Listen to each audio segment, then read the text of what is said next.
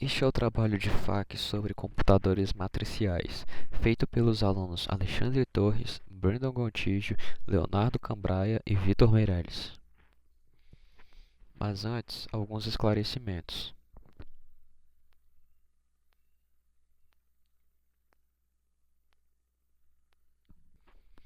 O objetivo dessa videoaula é apresentar o que é um computador matricial e seu funcionamento. Se você estiver pesquisando em alguma fonte em inglês, o nome Array Computer é equivalente. Recomendamos que, antes de assistir a esse vídeo, tenha-se o conhecimento de pipelines, arquiteturas superescalares e uma noção da videoaula sobre paralelismo no nível do processador. Computadores matriciais. A demanda por computadores cada vez mais rápidos parece ser insaciável, diz o livro do Tenenbaum. Mas não podemos simplesmente aumentar a velocidade de clock da máquina buscando a velocidade da luz, até mesmo porque não vamos conseguir, e teremos o problema da dissipação de calor. Computadores matriciais nos ajudam um pouco e são bons. Existe um porquê dessa tentativa de inovação em um tipo de máquina. A regularidade e a estrutura desses programas faz deles úteis para acelerar por meio de uma execução paralela.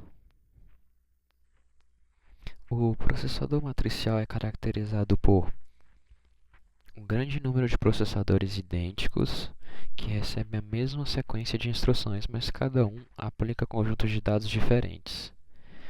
Então, os processadores são iguais, a sequência também é a mesma, mas o conjunto de dados este é diferente. O ELIAC 4. O ELIAC 4 foi o processador matricial pioneiro e foi criado na Universidade de Illinois. O plano original era ter uma máquina formada por 4 quadrantes, cada um com uma grade 8 por 8 de elementos, ou seja, 64 elementos por quadrante, um total de 256.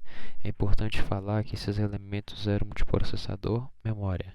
Esse era o tipo dele, processador memória. E tinha uma unidade de controle por quadrante, que transmitia instruções que eram efetuadas ao mesmo passo por todos os processadores. Cada um usava seus dados de memória adquiridos na inicialização. Observe o desenho. Você tinha a unidade de controle, que ela enviava as instruções, transmitia as instruções aos processadores do tipo processador memória. E eles tinham os dados de memória adquiridos já na sua inicialização. Esse tipo de processador é conhecido pela sigla SIMD, que significa fluxo único de instruções e fluxo múltiplo de dados. O significado realmente tem tudo a ver com esse processador. Observe que é bem diferente da máquina de von Neumann.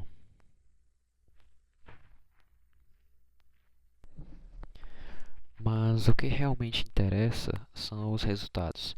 Então, devido a um excesso de custo, de 4 vezes o esperado, acabou que apenas um quadrante do ELIAC 4 foi construído, e não os 4.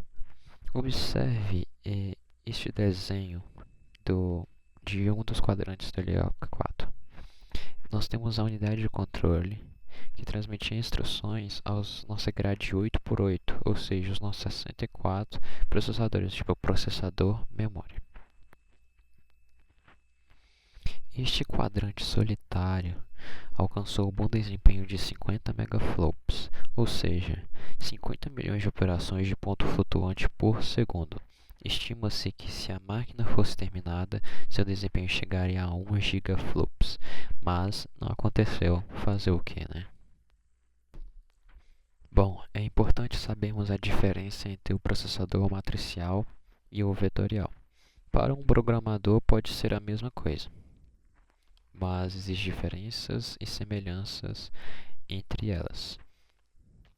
Como semelhança, podemos citar que ambas são eficientes quando a questão é executar uma sequência de operações em pares de elementos, de dados, é claro. Como diferença, podemos citar que no vetorial, todas as operações de adição são feitas em um único somador de grau de paralelismo muito alto. Assim, surge o conceito de registrador vetorial.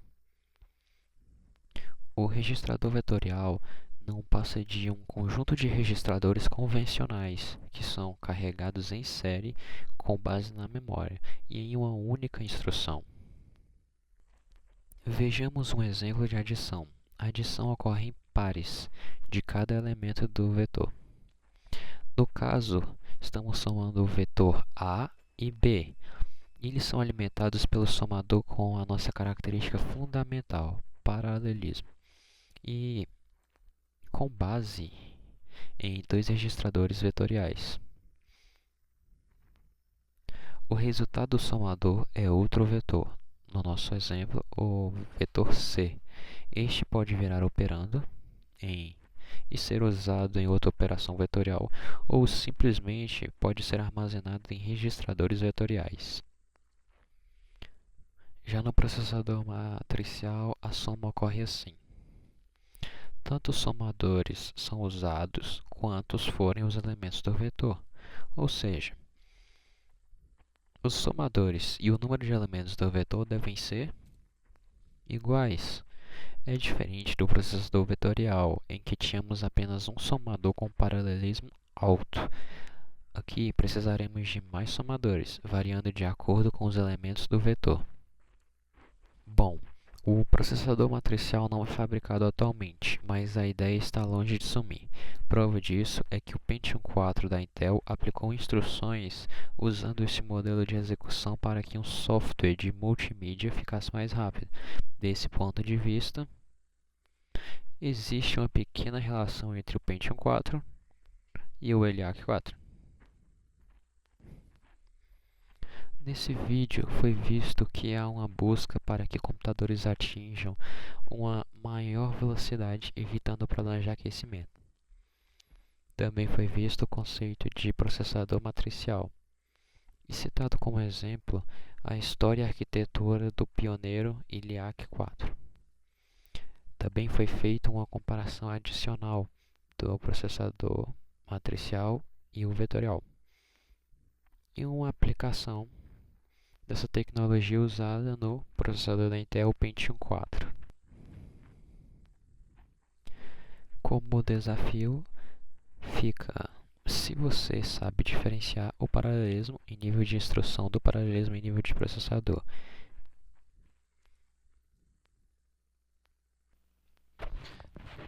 Essas aqui são as nossas referências. Muito obrigado por assistir este vídeo.